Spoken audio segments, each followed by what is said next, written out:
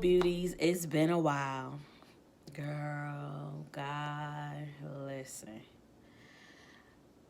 COVID done bitch your girl. Yes, it did. I'm telling you, if you want to learn or hear about how it changed my life, I need you to keep watching. Go ahead and subscribe, click and share this video, and let's get into what's going on with your girl.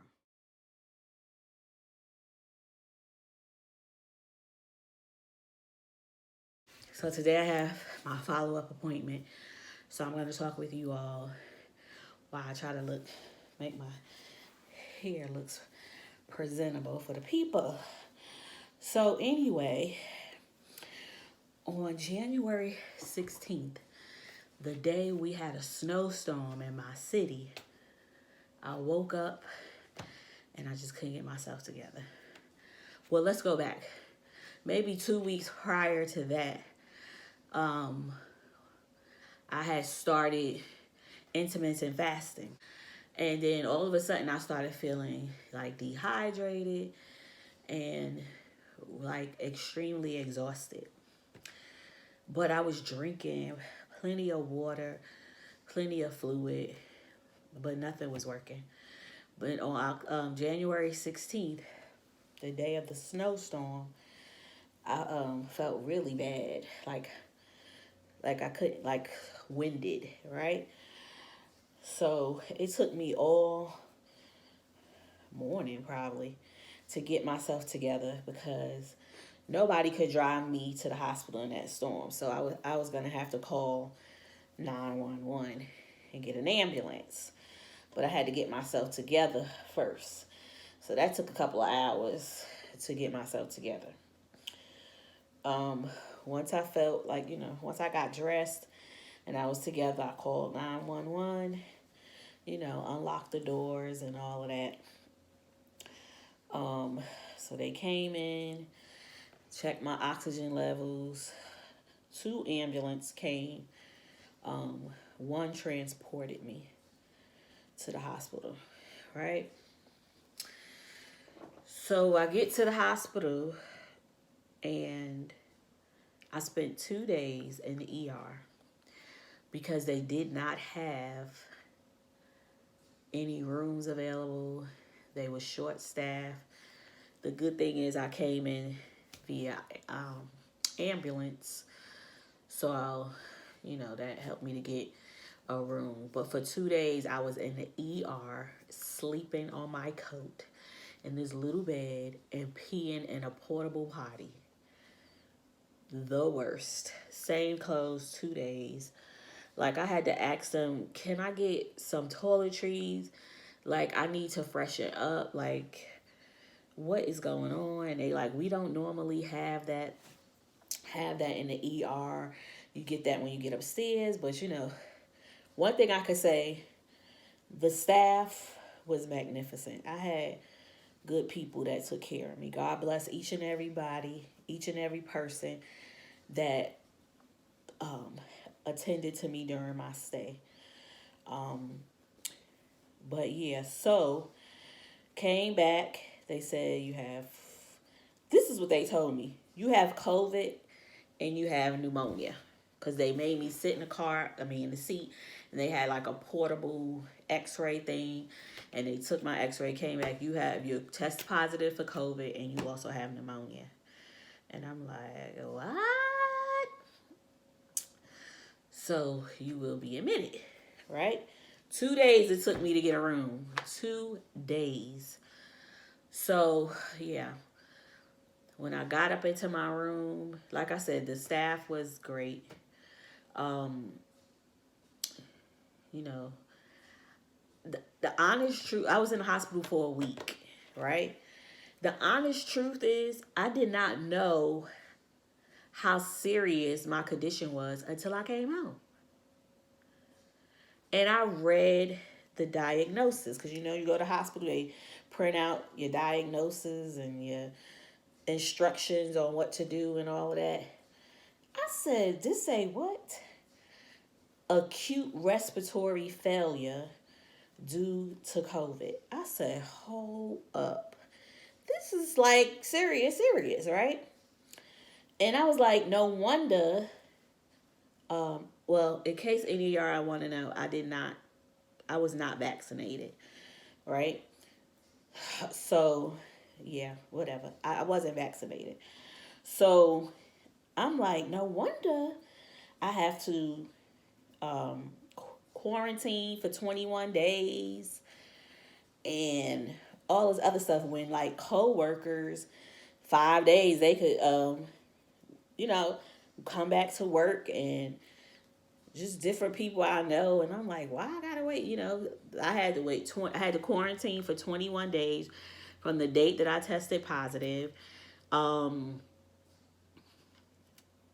yeah, sent me home with oxygen, as you can see. So I have to stay on oxygen. When I first got there, they had me at like level 8. When they sent me home, I was on level 2, so that's good. But I have to take zinc, um, vitamin C, and like 3 or 4 other medicines. I have to take um, this inhaler for the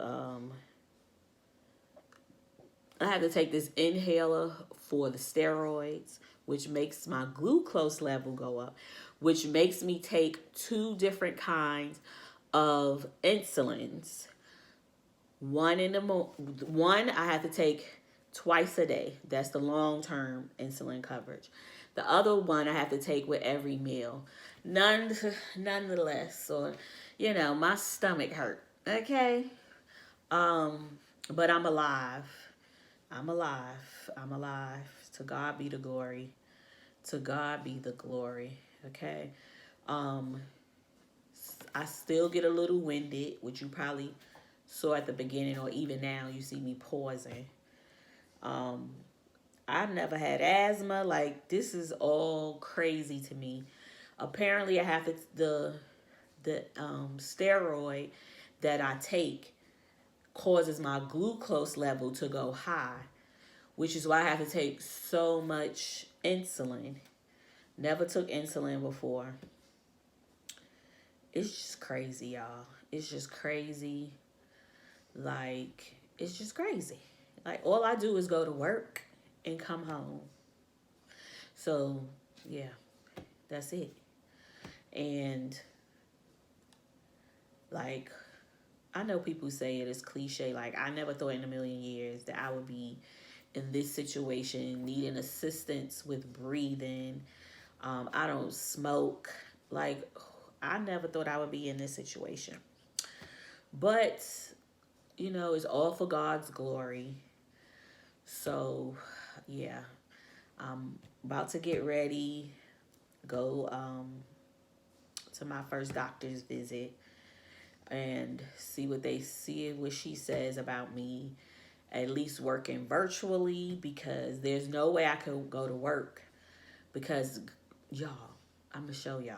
I got to carry this tank around whenever I go to work or go out the house. And it only lasts for 4 hours. There's no way I could go to work, traveling to and from work, then working 8 hours. I'm going to need like 3 tanks a day. And everything was so expensive.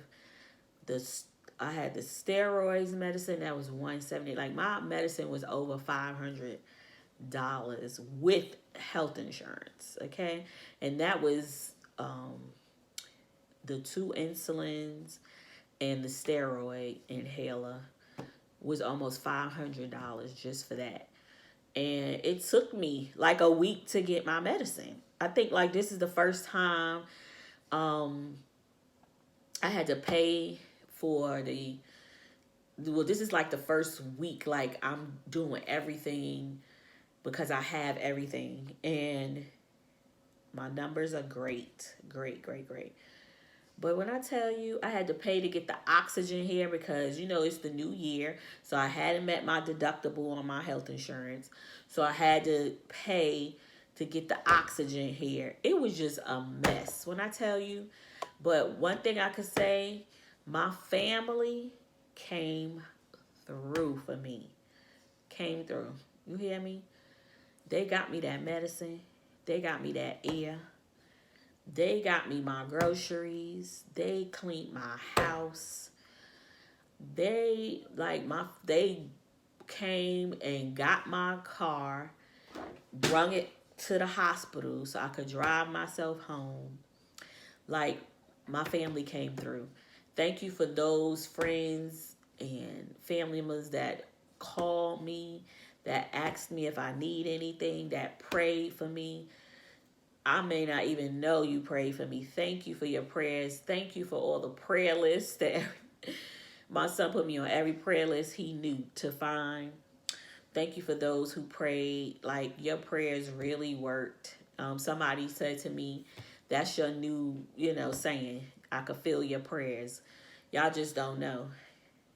I could feel your prayers. Like, I know it's only the grace of God that I am here. And I just wanted to let y'all know what was going on.